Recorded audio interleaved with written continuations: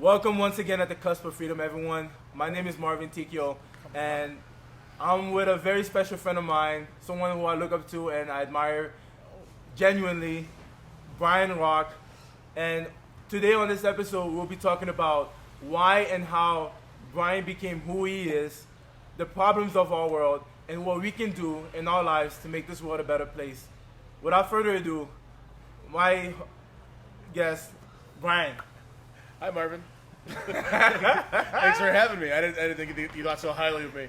I appreciate that.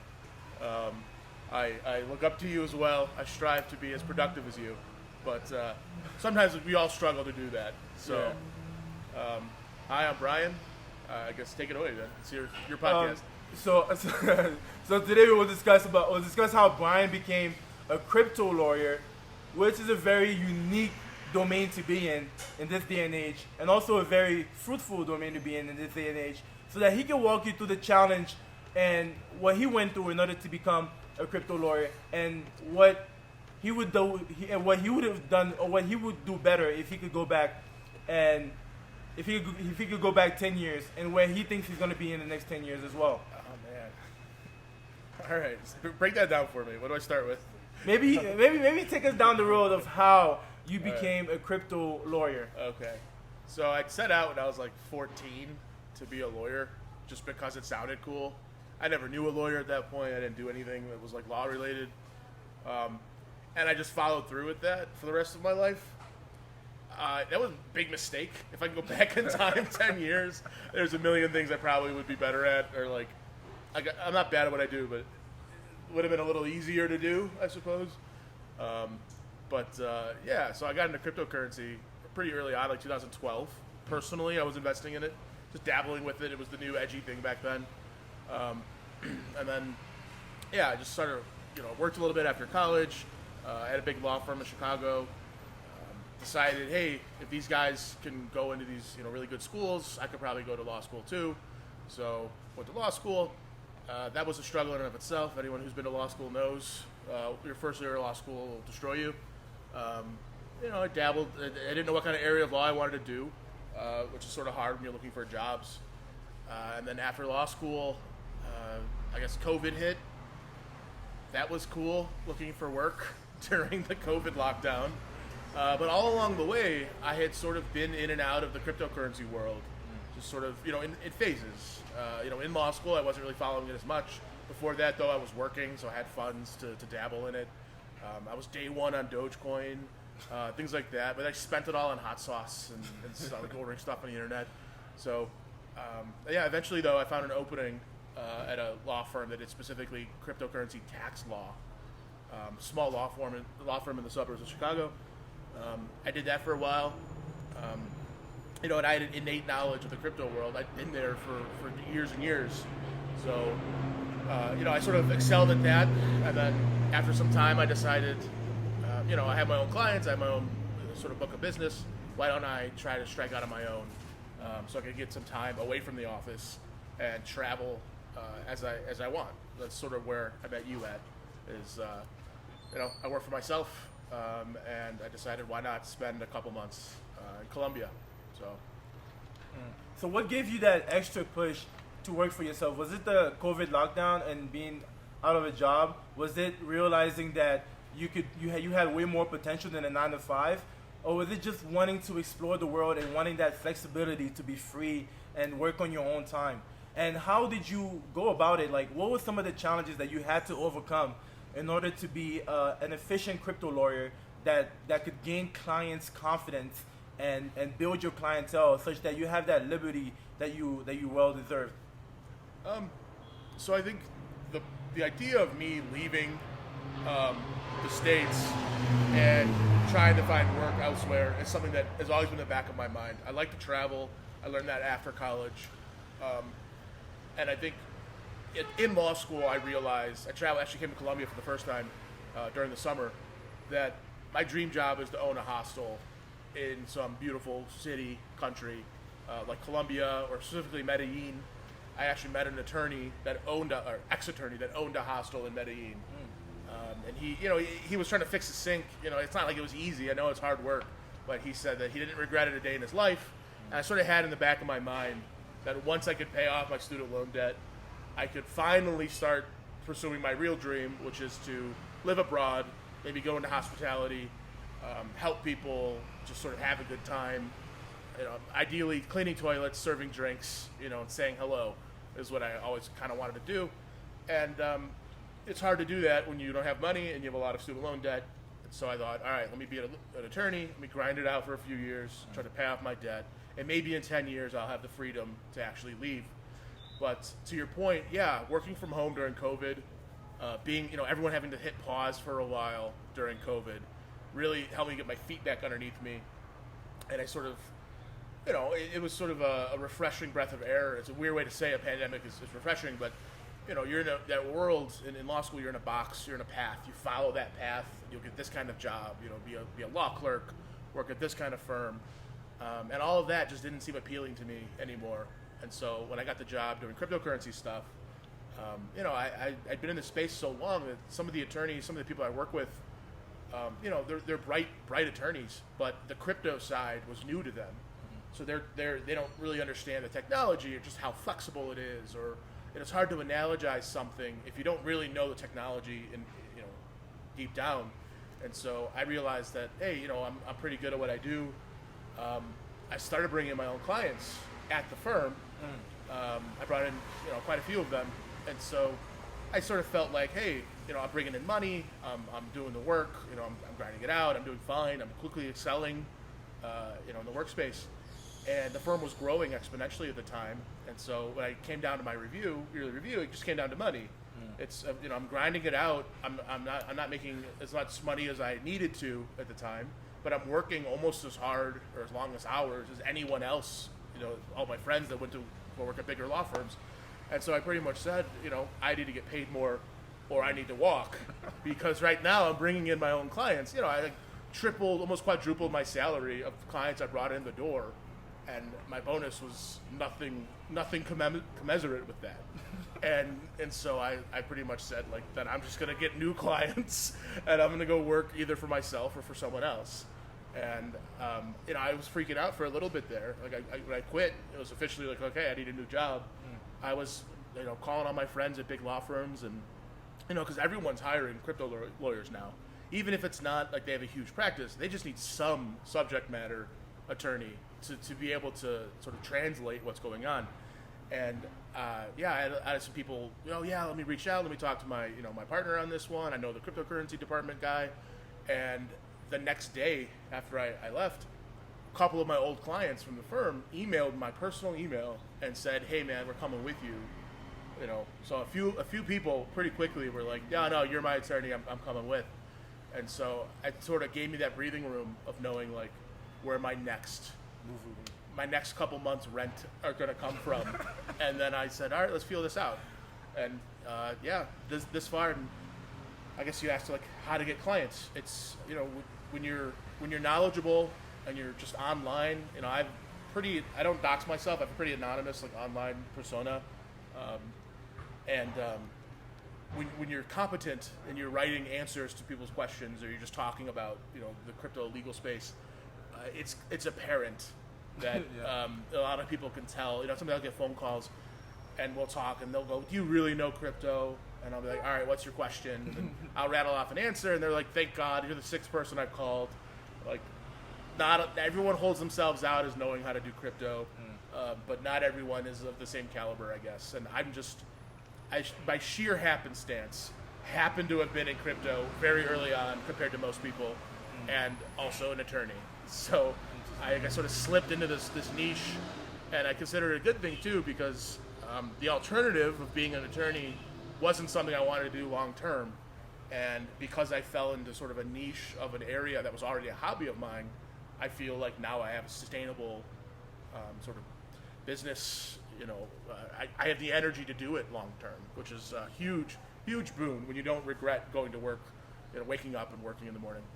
Wow, that's some pretty deep words there. So basically, you got into the niche, the crypto niche early, and you were very intrigued by crypto early on before, or even around the same time that you had the same sort of desire to become a lawyer as well. And combining your passion and what you wanted to become in the future helped you get into this niche where you were comfortable enough to take a leap of faith into being your own boss and having your own clients when the time when the how do you call it when shit hit the wall? Well, here, I wouldn't call it comfortable. It was more like I just didn't care anymore.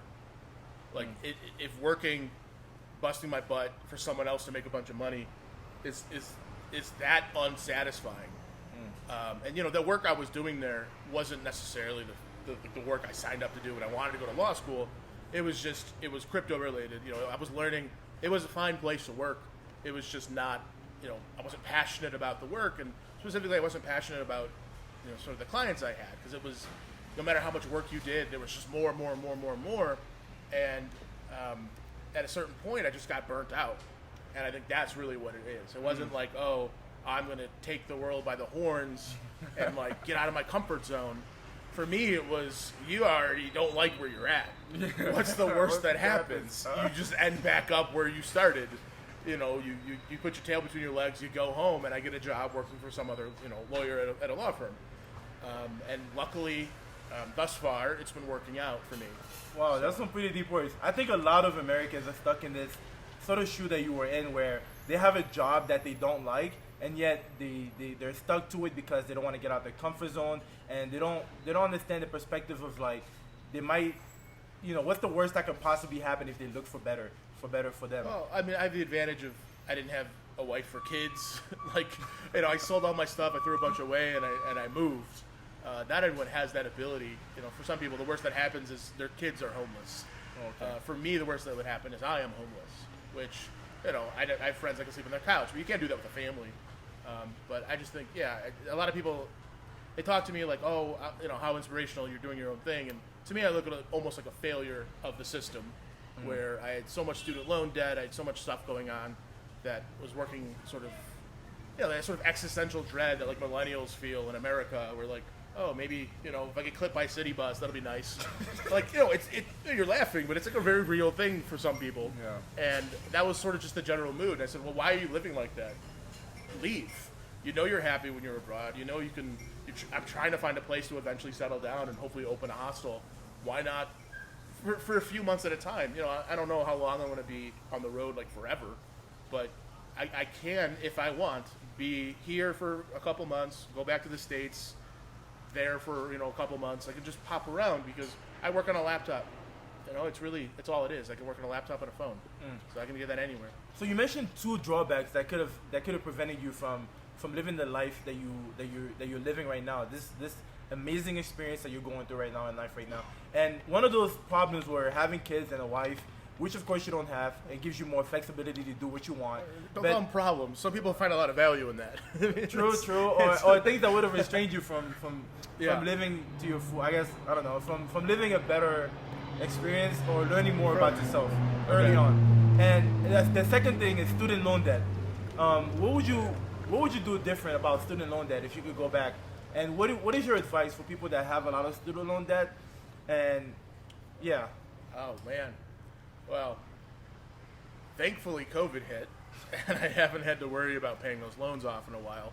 I know that's coming to an end, and I'm planning for that. But I'd say don't go into student loan debt. Don't do it. It's not worth it. That's what we were told growing up. It's the biggest investment. It's worth it. I think now, especially that it's such a big issue, personally, if I was ever in the spot to hire somebody and they didn't have a college degree, I would almost give them more time of day to see if they could prove themselves, because I'm not saying college is useless and everything I've learned was useless, but there's so much of just jumping through hoops that it's obviously no longer applicable to the real world, like getting a job, being good at your job. What a job really wants is competency. And in my opinion, if you can test well and get into a good school, you've shown some base level of competency above the rest. And actually going to that school and taking on tens of thousands, or for law school, I ended with $200,000 in debt. Wow. I don't know if I could get in, I probably could have found some other line of work, and I'd be just as smart, right? I got in, and going through the work and doing it all. And then in law school, especially, if you practice a specific field of law, there's not a lot. There's a lot of classes you have to take. You have to take property law. Well, if you're not a property attorney, if you're not doing real estate and general property law, you're just taking that because you have to take it to pass the bar. It's just part of the curriculum, but you're paying a lot of money for that. And so I sort of feel like my advice to people that are looking at taking on substantial sums of law school, or of any debt for student loan debt, is it really the career you want? Because I also realized I didn't want to be a lawyer forever, which when you're halfway through law school and you're sort of already in for a penny, in for a pound, I either drop out with a bunch of debt and no degree, or I take on a little bit more debt and have a degree, eventually. Yeah. And so, my advice would be to really seriously consider if the line of work you're trying to do is something that you need to take on student loan debt for, and if there's a way you could possibly work, find a company that might be willing to sponsor you. And if you're really good at what you do and the degree is holding you back, don't go to the best school just because. Go because you have a plan for it. I think that's what my issue was before law school, I worked at a big law firm, and they were all making $200,000 a year starting out of school. I was support staff, and half of them told me don't go to law school, the other half told me go to the best one possible, because you need a job like this to pay off your debt. And both of those people were right. The naysayers and the ones that get a good degree, because it matters, and it does matter. But what I didn't expect was halfway through law school to realize I never want to go work at a firm like that ever again. I want to travel, and so I got saddled with that. But, I don't have a lot of advice. I wouldn't recommend what I did. That's for sure. Like, I'm happy now, but it took me a long time to get to a spot where I'm content. So, wow, that's pretty deep. I think you said a lot. So regarding traveling, how has traveling shaped your perspective, and how would you recommend most people in America take the leap of faith into traveling in order to explore the world? Like, do you think traveling is beneficial? Yeah, I'd say for Americans specifically, just get a passport. Just have it. Because I think a lot of people that don't travel, they don't even think about it. And then when you're like, oh, I wonder what it would be like to pop over to Iceland or whatever, I don't know.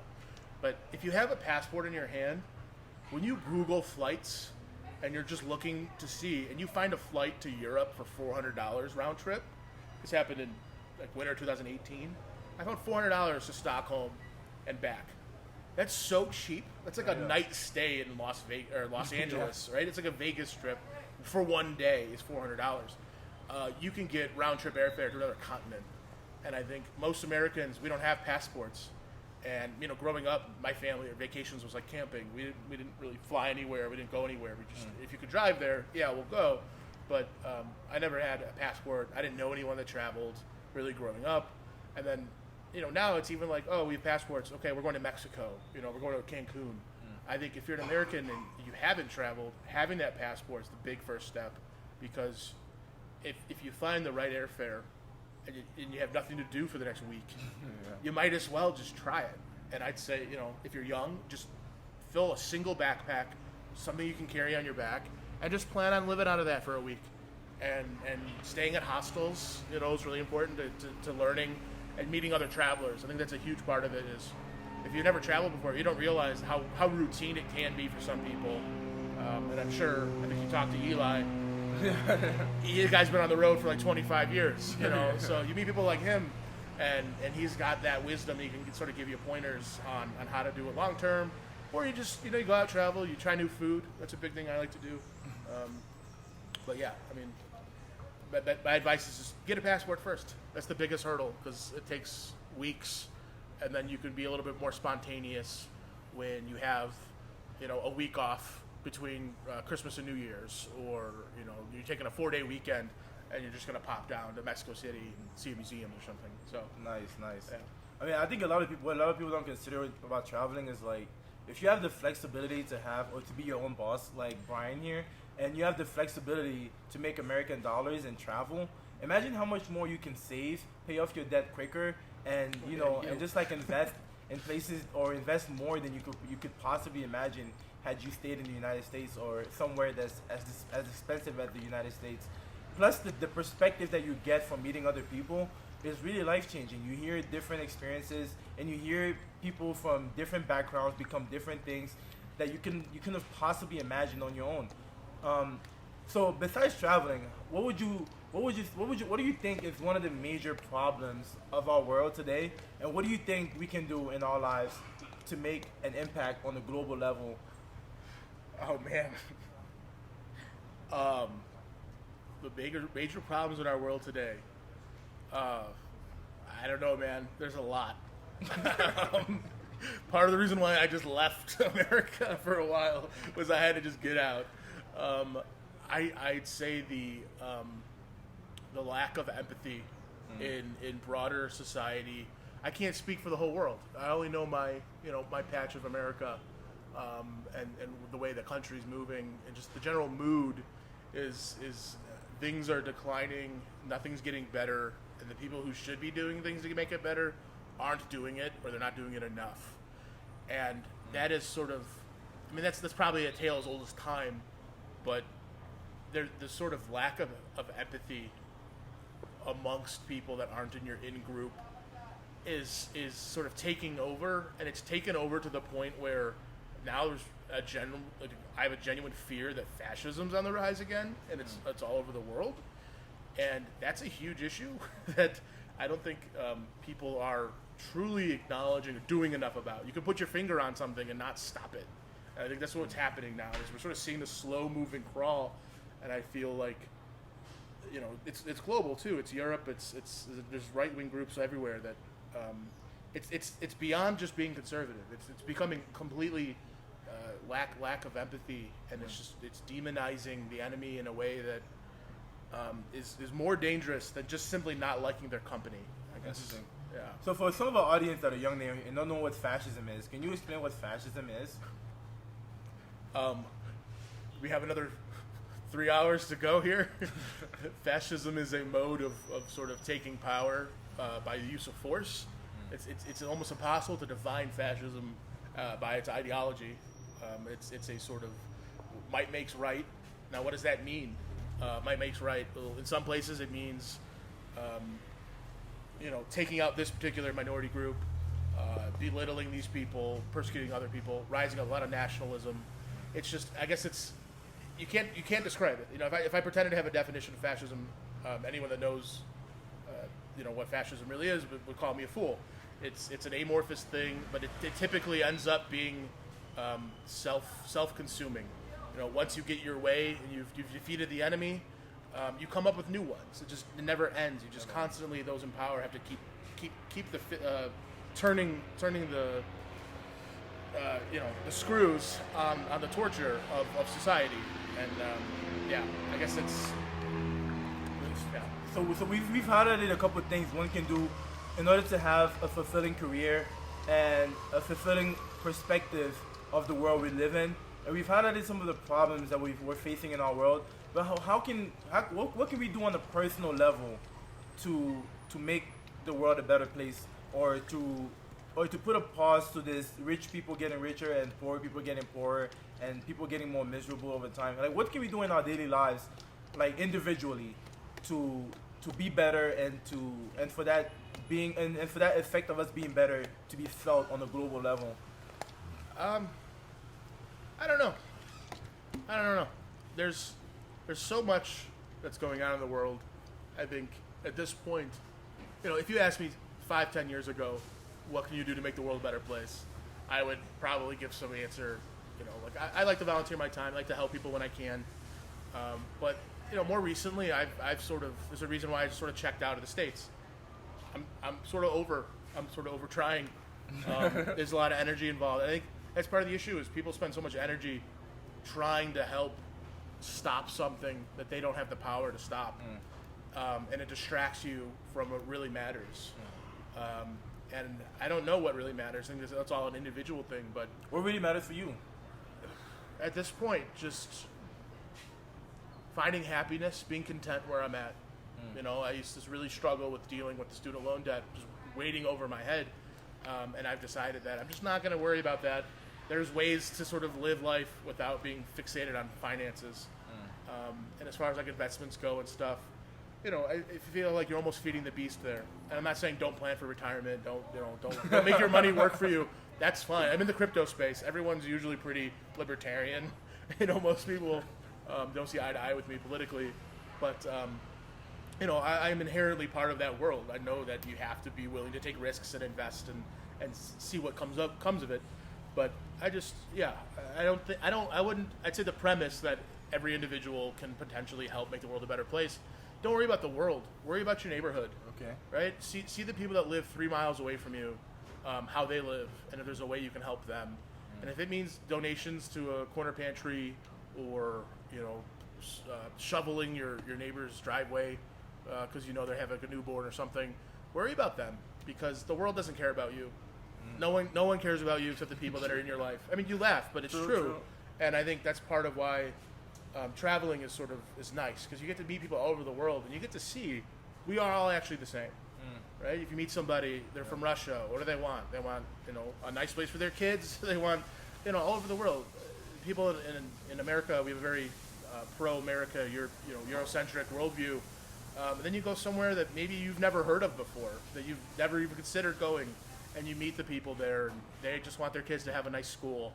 And you know, maybe they don't want 2 cars and a house with a big garage. You know, the American dream is a very American thing. But people are happy all over the world with a lot less material objects. And I'm not going to say that's the best way to live. And in America, you should sell all your things. But it's just it makes you open your eyes a little bit to what it means to be successful. And to me, it means happiness, a true being content with life and happy. It's something that I no longer tie. I don't even think I need to tie it to my finances or my immediate home or my house or car or anything. I don't have any of those things anymore. So it's really just a matter of finding balance, something that's sustainable. Yeah. So just to reframe a little bit, separating yourself from materialistic things and things that may be seen in society as what makes people more important is a very key aspect to one, taking a leap into exploring the unknown and meeting people to get the perspective of what it truly means to be content with what one has. Thank you so much for being on this podcast. Is there any last word of advice you would like to leave our audience with today that they can take with them? Yeah. So if you're young and you don't know what you want to do in the world, I don't know how old your viewers are, but time is the most important thing you have. And you know the old adage, time is money. That's really true. And growing up, I never thought I would be able to take a gap year and travel the world. It wasn't until after I took on a bunch of student loan debt, which meant I had no time to do it, that I realized you could travel on $20 a day in many countries. And you can explore things and see things you never heard of and none of your friends or family has ever done on $20, $25 a day. So if you're young and you're not sure about going to college, take a break, work for half a year, travel for a few months, and then go to college when you're 19 years old. Don't get funneled into university and all that student loan debt before you know what you even want in life, because you could always just hit pause for a single year. You're not going to skip anything in college. You're not going to go as a 35-year-old. You're just going to be a little bit older than everyone else, and you're going to know that you're there because you want to be there and not because that's what you've been funneled into doing from your high school advisors and your parents. Take a break, work a little bit, travel a little bit, and then decide if you want to lock yourself in with that debt. Because once you have it, it lasts longer than a mortgage. I mean, it's forever. So, well, thank you so much for these wise words today, Brian, and thank you so much. It's been an honor hosting you on this podcast. Thanks for having me, Marvin. I hope everyone gets something from this, and it helps anyone that listens to this podcast as they listen to it. I appreciate you guys for tuning in for about 30 minutes today, and I hope you have a wonderful day. Thank you so much, Brian. Yeah, thank you. Next time. Until next time. Wow, what is that? That was a good job, Brian. I don't know, bringing up fascism in an interview. That was a rough question, Marvin. I don't know what fascism is. Yeah, you should have just moved on there. I didn't know what it was. All right, next thing. You're right there. Hey, let's get lunch. Let me order. Define fascism. you can't. You smell it. I should have said It's like it's like pornography. porn. You know when you see it. Yeah. But the might makes right thing that was right.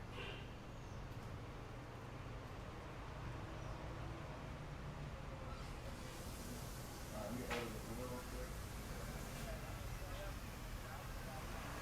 Wow. I have a lot of work to do. Shit.